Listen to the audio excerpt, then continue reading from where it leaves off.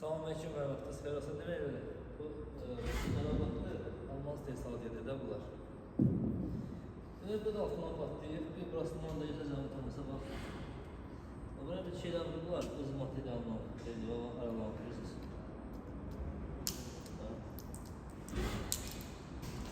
Bax, əllə çıxdı, içərsiniz, bax, əllə çıxdı. Bir buranı bərpa edirik. Buradan, bura kimi, aleyküm salam. Bir buranı bərpa edirik, bir buradır. Performansını bak. Bak böyle. Göstersiz buranı güzel atırız. Buradır. Bir de baş aslında. Burada var. Buradan var buraya. İnşallah bir daha bərpa edib təzən keçərik.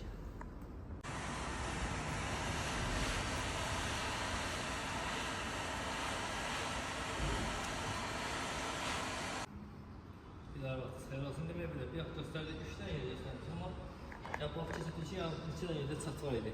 Bir buradır, bir buradır, bir aşağı hissəsindəndir. Pay göstərək. O zaman buradan ama bırakın. Paykom bir burasıdır. Görsənik, bir de burasındandır. Bax. Sonra yəni tapıldığı yeri bərpa olunur. Belə baxanda sırf almaq istəyəsəndə bu batlar. Ama yani portinin de saxlayıb da bunlar, şeylərini, bərabərsən zamanında verməyir. Mesela patlama səbəbi böyle bunun altımızdır. Ama